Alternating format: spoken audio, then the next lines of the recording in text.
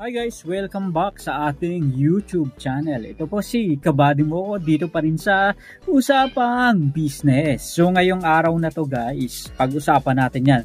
Top 5 negosyo o business na magpapayaman sa'yo bilang isang Pilipino. Talaga isimay-imay natin lang dito lang sa Kabady mo YouTube channel.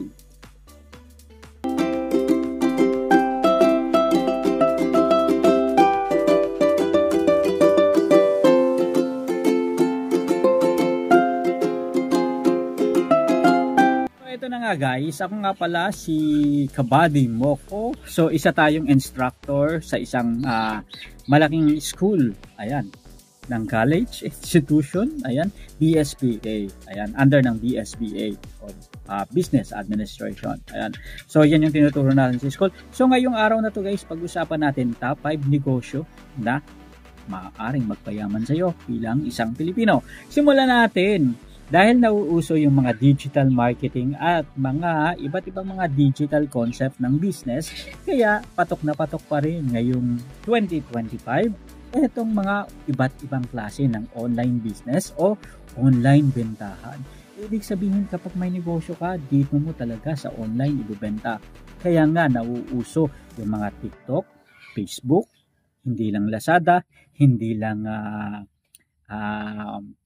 Shopee, 'di ba? So, at marami pang iba. Dati Alibaba lang, 'di ba? So, at saka yung sa US. Pero ngayon, dito sa Pilipinas talagang talamak na itong bentahan sa Lazada, bentahan sa Shopee, at hindi lang diyan nag-evolve mga katropa. Yung dating simpleng TikTok lang na pasayaw-sayaw, 'di ba? Naging shop na rin siya.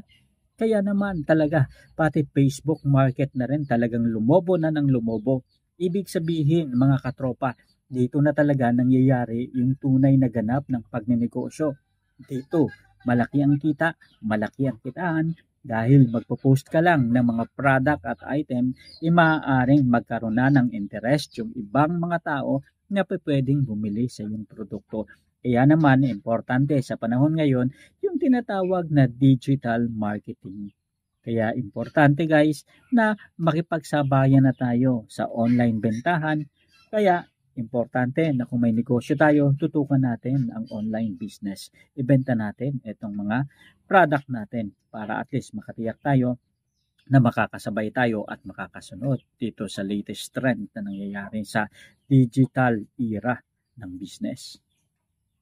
Number 2 naman, na patok pa rin dito sa Pilipinas, syempre, yung service, self-service car wash and motor and car accessories. Bakit ba yan nauuso? Kasi dati guys, alam naman natin, konti lang naman talaga ang nagmumotor. Pero dahil nauso yung mga installment ng motor, installment ng sasakyan, dati mga mayayaman lang yung may sasakyan, di ba? Pero ngayon kahit middle class kaya nang kumuha.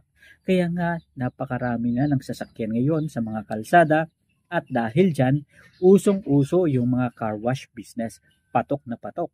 Kanya-kanyang pasiklaban. Ngayong 2025 talaga namang hindi na mapipigilan yan dahil alam natin sa sobrang dami ng may sasakyan, sobrang dami ng may motor at alam natin lagi yang nagpapalinis, nagpapaayos ng mga piyesa nila at gusto nila laging latest, may mga ilaw-ilaw pa. Kaya naman etong trend na to is talagang usong-uso. Kung papasok ka sa negosyong ito, maaari ka pang makipag-communicate directly sa mga supplier. At yung supplier, minsan, pwedeng iwanan na lang nila sa inyo muna yung mga items na pwede nyong ibenta sa mga customer ninyo. Ibig sabihin, kung ano yung iniwan nila at ano lang yung mabenta doon, yun lang yung babayaran nyo. Kaya naman, malaking kita, small capital dahil sa tie-up sa iba't ibang mga may-ari yung mga accessories na pwede nyong ibenta sa mga customer ninyo. Parang one-stop shop lang baga kayo na pwedeng iwanan ng mga negosyo at produkto na related sa car accessories at kung ano yung maibenta nyo, yun lang yung babayaran ninyo. So, ibig sabihin, kumita, tumubo kayo nang wala kayong nilalabas na puhunan. Diba magandang negosyo yun mga katropa? At ang car wash business, minsan pwede mong iwanan pero tuloy-tuloy ang kitaan. Number 3, patuloy pa rin na namamayagpag itong ang mga fuel and gas station business. Kaya naman, nakita na rin na para ng mga tindahan, normal na tindahan na nag-uusbungan. Dati sa isang barangay talagang halos hindi ka makakita ng gas station at sa bayan lang ito nakikita. Pero mas personalized na ang pagnenegosyo nito ngayon. Napakarami na nang nag-i-start na nagtatayo ng negosyo kahit alam natin na malaki ang puhunan. Kasi sa sobrang dami tulad ko may sasakyan at may motor at tulad ng ibang mga Pilipino na talaga namang necessity na ang pagkakaroon ng sasakyan at pagkakaroon ng mga motor o iba't ibang mga transportasyon na maaaring magamit. At dahil dito, kailangan ng mga gas and fuel supply. Kaya naman hindi tayo nagugulat kung bakit nagsusulputan at pagandahan na sila ng design na parang mga tindahan. Sa isang barangay ngayon, usually merong 2 o 3 at yung iba talagang future trend na ito. Padami na ng padami. Kaya naman importante na mag-start na rin kayo na mag-supply ng sariling fuel business ninyo para at least masiguro ninyo na talagang kumita ng malaki sa negosyong ito. Ito sa fuel business kasi medyo malaki yung puhunan at alam natin yan dahil hindi biro ang pagbili ng mga machine. Aabutin niya ng halos less than 500,000. Pero makatitiyak naman tayo na yung return of investment niya talagang malaki basta matiyak natin na maganda yung area na paglalagyan natin ito. Tiyakin lang natin na kapag magnegosyo tayo itong gas station and fuel business, kailangan may permit tayo para hindi tayo basta-basta napapasara at sumusunod tayo sa pamantayan na kailangan o requirements na kailangan para ma-maintain natin itong gasoline station na to. Kalawa, kailangan maging safe at ligtas rin yung mga tao sa paligid nitong gasoline station at makapag-hire rin tayo ng tao na perfect para sa ating negosyo. Number 4 is mamamayagpag pa rin yung import-export business. Ano ba ang ibig sabihin nito? Ibig sabihin nito yung mga negosyo na galing sa ibang bansa at galing dito sa Pilipinas, palitan, trade-in, magandang negosyo yan. Ito, isa sa mga nakikita natin na negosyong patok na patok pa rin. Nakita natin yung mga instant noodles, yung mga Korean Korean food na sa Korea lang dati natin nabibili pero ngayon dito na sa Pilipinas, 'di ba? Yung mga product na nasa Japan lang natin nakikita pero ngayon patok na dito sa Pilipinas at yung mga product naman natin dito sa Pilipinas patok na patok rin na bentahan sa ibang bansa. Ibig sabihin nito, nagiging interesado na yung mga local market sa iba't ibang mga option na pwedeng mapili sa ibang bansa. Kaya naman ang negosyo na katulad nito ay patok na patok at talaga namang nakikita natin na mamamayagpag. Hindi lang malaki ang kitaan dito. Pwede kang maging reseller ng iba't ibang mga product.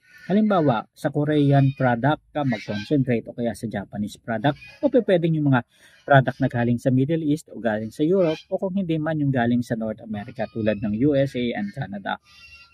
So, itong mga product na katulad nito, kakaibang mga product at bago sa mga Pilipino. Kaya naman inaasahan natin na talaga ngayong 2025, isa ito sa kind ng business, sa type ng business na talagang mamamayagpag at patok na patok, siguradong malaki ang magiging kita mo dito. Now, food business creation. Ito yung panglima. Food business creation. Ngayon, dati franchise yung uso, di ba? Sa sobrang laki ng nagagastos sa pagpa-franchise ng mga product, minsan, yung mga tao ayaw na nilang mag-franchise. Totoo yan. Kasi talaga, napakalaki ng gagastusin mo at minsan hindi mo pa makuha yung return of investment doon sa time frame na gusto mo siyang makuha. Kaya naman, napakaraming tao ngayon at nauuso yung ikaw mismo yung mag-create ng sarili mong business, sarili mong brand name at mag-develop ng product mo. Ito, isa sa mga negosyo na nakikita natin na patuloy na mamayagpag at magiging patok na patok pa rin. Kasi nga, sa paggawa ng sarili mong product, sa paggawa mo ng sarili mong brand, hindi ka na magbabayad ng mga royalty fee. Hindi ka na magbabayad ng kung ano-ano pang payment at wala kang obligasyon sa kahit na sino. Nasa sayo kung paano ka magtatagumpay sa negosyong ito. Sa pag-create ng sarili mong product, ikaw ang boss at ikaw ang masusunod. Ikaw ang masusunod kung saan mo ito gustong ibenta, kung paano mo ito gustong ibenta, at kung paano mo gustong i-present yung mga packaging nito. Kaya naman nakikita natin, isa ito sa mga hot na hot at super hot na business na talaga namang nakikita natin sobrang laki na magiging kitaan dito. Ayun guys, maraming salamat sa pagsama sa atin ngayong araw na to. Isa na namang kwentuhan dito pa rin sa Kabady Mo ko YouTube channel. Sama-sama tayong matuto, magnegosyo at umasenso. Mga katropa, usapang business, tutukan natin araw-araw hanggang sa muli. Sama-sama tayong magtagumpay sa mundo ng pagnenegosyo. Maraming salamat at paalam.